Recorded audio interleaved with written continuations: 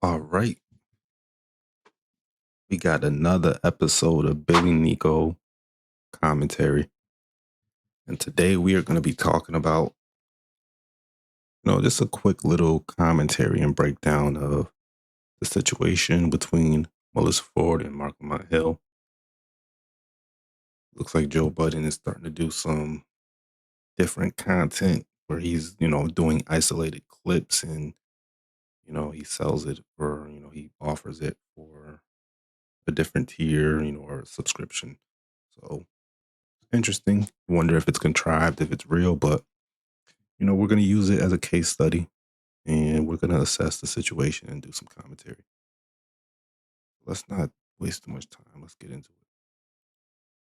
For this now. No, you should. No, you hold on. Let's start over. Let's start over and let's turn the volume down just a little bit. And let's go. Content. Yeah. We're going to play it. We're going to play it. We're going to show it on the screen. We're going to show it on the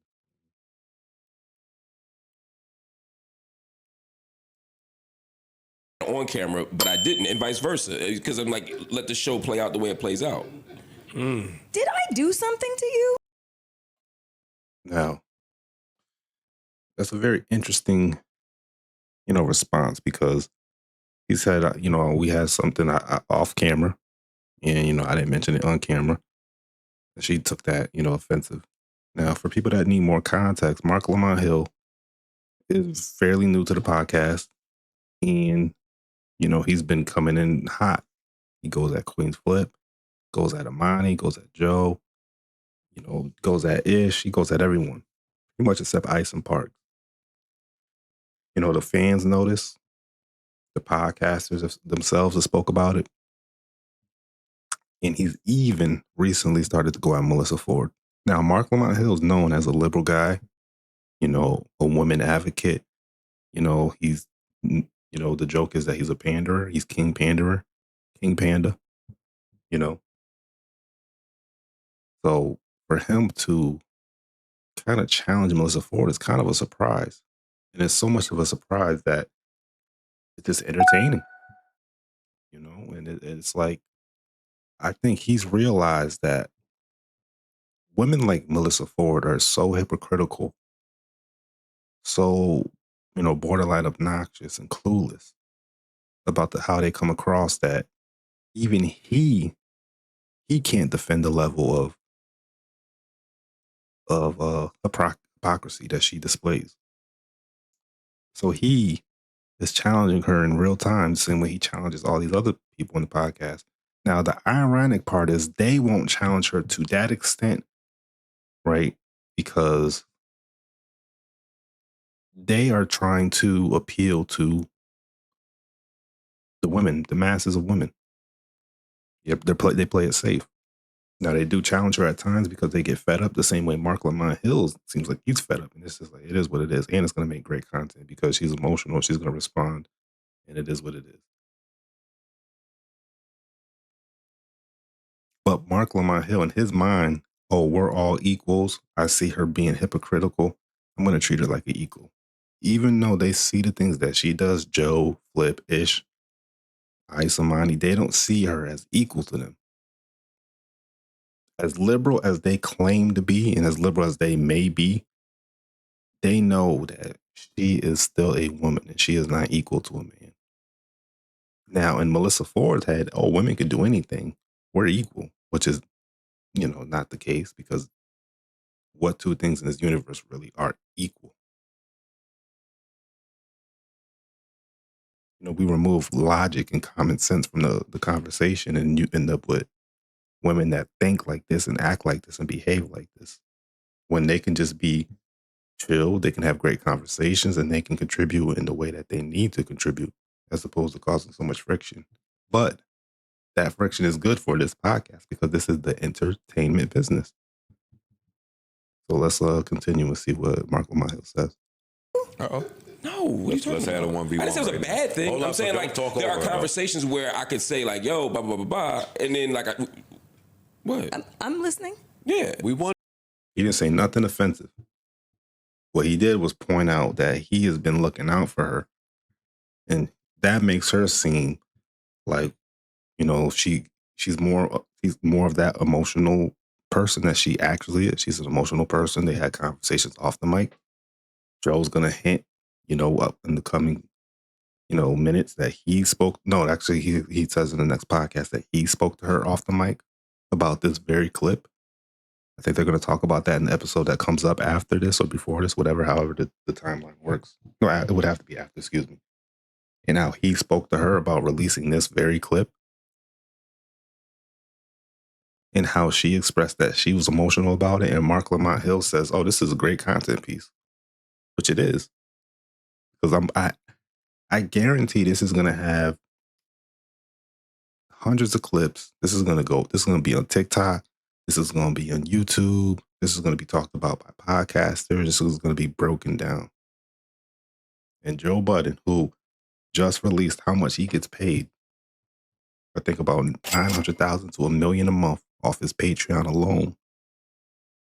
And he comes right out the park with this entertaining engagement right here.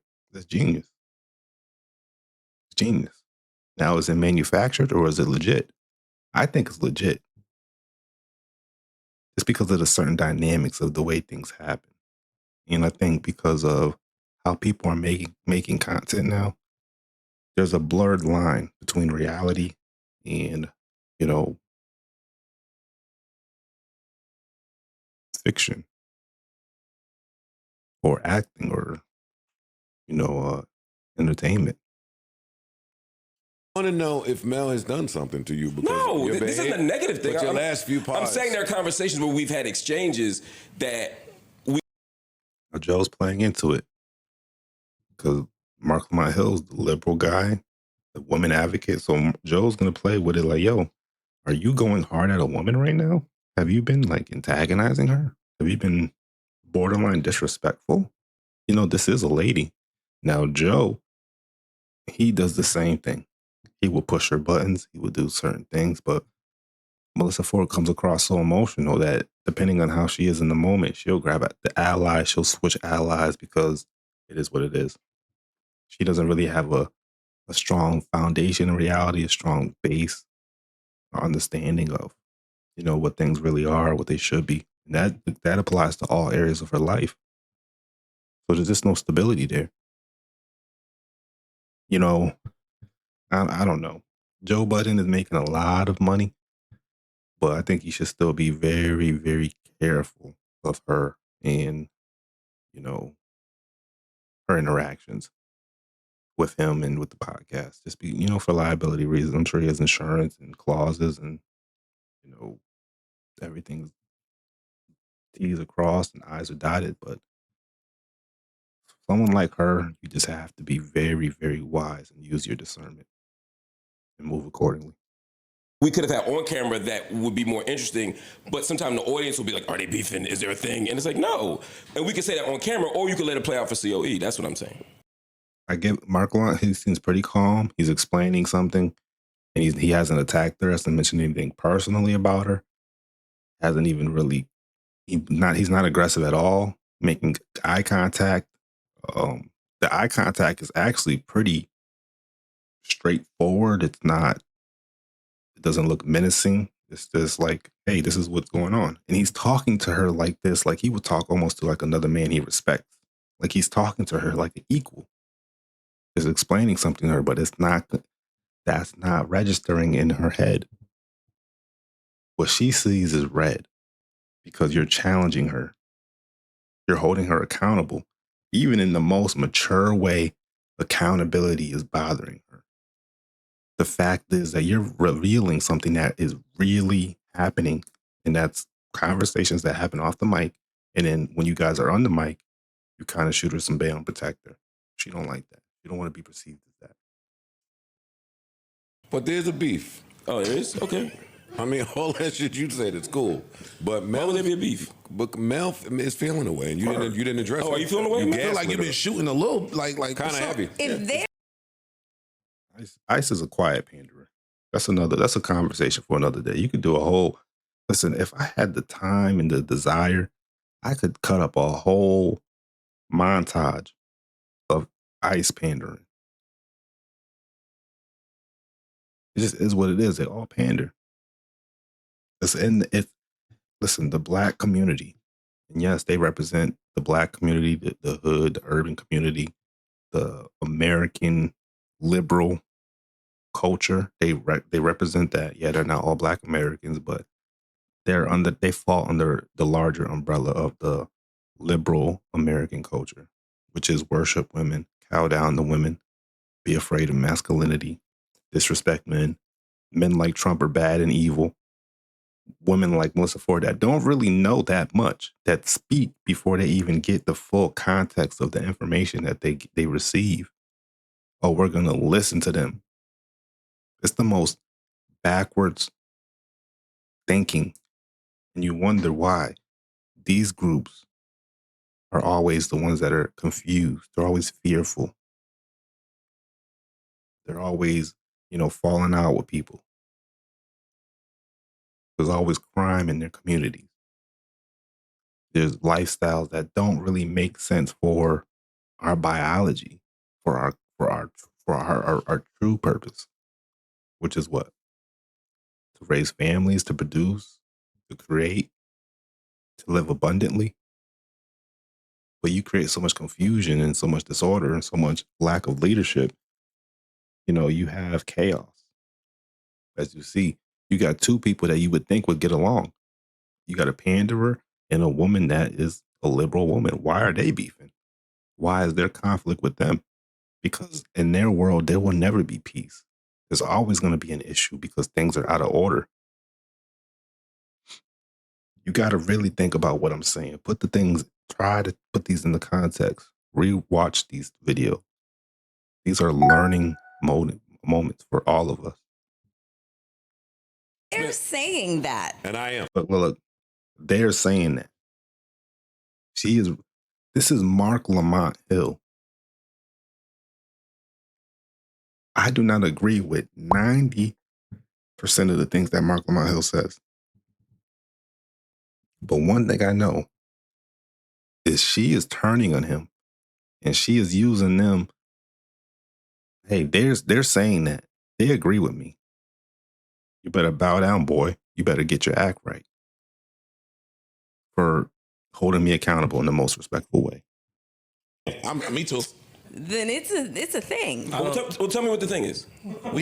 Now he's ready. He geared up now. She wasn't look at her eyes. Whoa.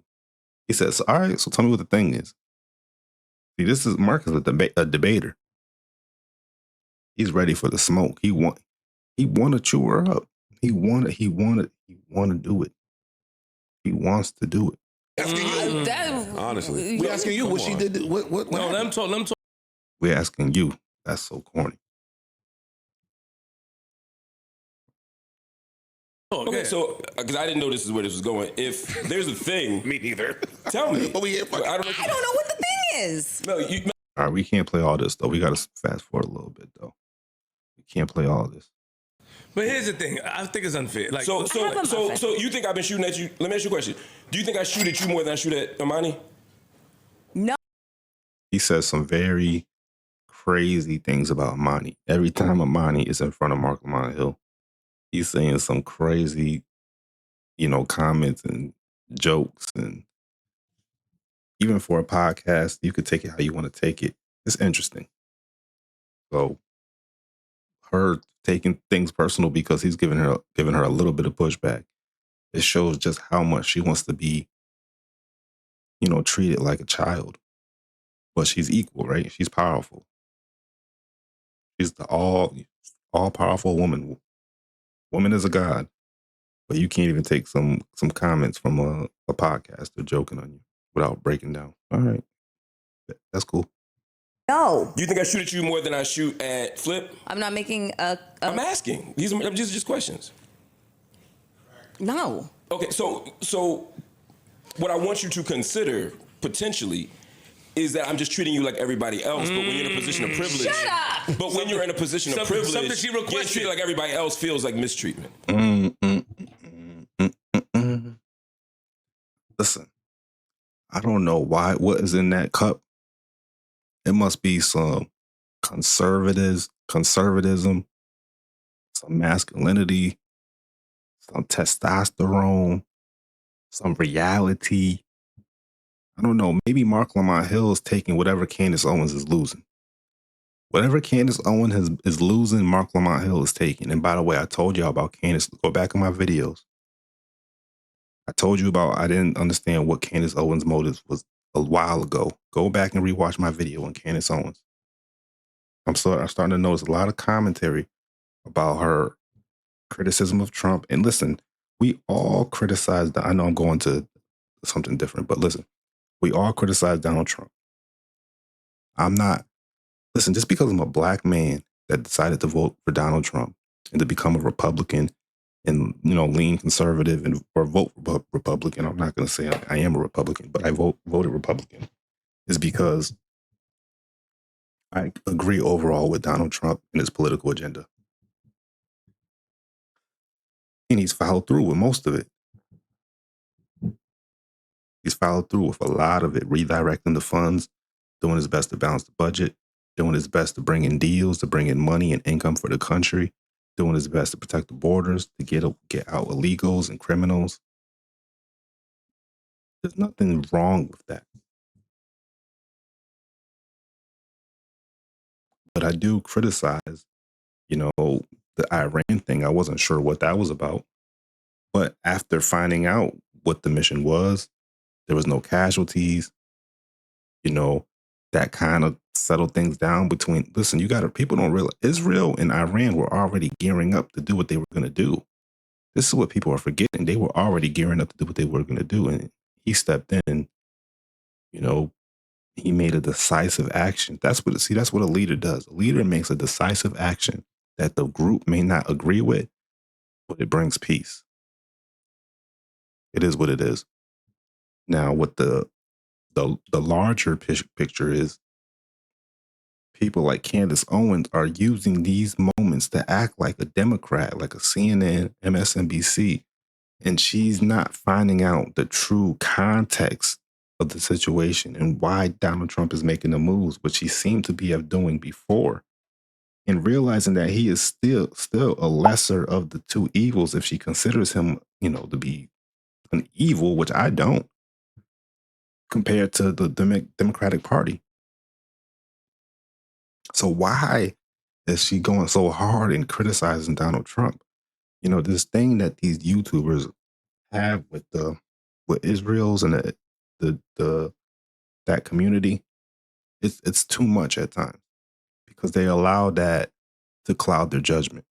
And that's no different than these fanatical women that, have these things about men. Let's just focus on the reality and the facts that we have. Yes, some conspiracy theories are not conspiracies. I get it. But let's stick to the reality. What's right in front of us? And then we'll look at the things as well behind the scenes, and then we'll move accordingly. But Candace Owens is using this moment to attack the president, ignoring all the other things that he's doing that are literally benefiting us. The women being able to play sports without men. Like, think about stuff like that. And we're mad because, he's doing things that, honestly, if you weren't in that position, what would you do? But yeah, whatever she's losing out of her aura, Marc Lamont Hill is absorbing it. Now, he still says some things that I just don't agree with. He thinks that if you even consider Trump, you're an enemy, you're scum, which is absurd. That's absurd, bro. To think that if someone leans towards Donald Trump, considering all the things that we believe in, the things that I just listed, that doesn't sit anywhere in your rationale as a reason to vote Trump. Because you're just he's a fascist, he's this, he's that. Because you have a cultivated perspective in your mind. But yeah, I need to make a video on that, but let me get back to this. He is absorbing Candace Owens' lost aura, and he's using it on Melyssa Ford. This is like a spirit bomb attack right now. That's what I might say, because I don't make any more jokes about you than I make. Look at Park. up here, they would expect or have the expectations of you to pull with somebody. Yeah. And they go through a lot up here.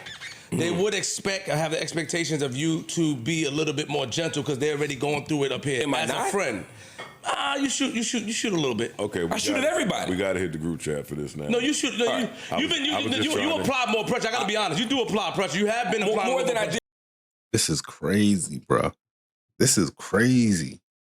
QueenzFlip, Ice, they really feel a way about, these are the type of dudes who, like, they'll play on one side and then they'll really go on the other side. But they'll really, they'll get a point where they'll get offended for a woman out of nowhere. Like, you got to be careful with these dudes because they'll act like they know what it is. And they'll know, listen, she's wrong on this, but then out of nowhere because it's embedded in them. And I don't want to say why because they reveal personal things about themselves. Fuck it. Ice grew up with a single mother. Think about the ideology from someone that grew up with a single mother.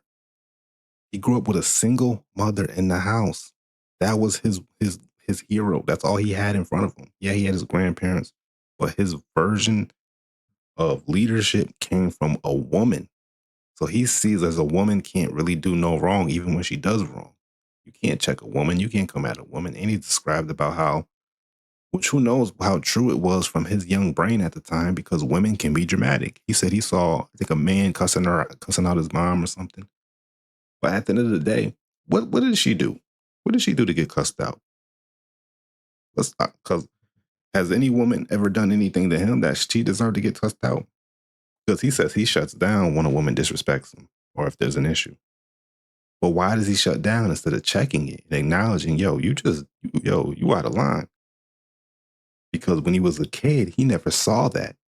All he saw was what maybe appeared to be a man checking his mom. But he internalized that as him disrespecting his mom crying. How many women have cried when they did something wrong?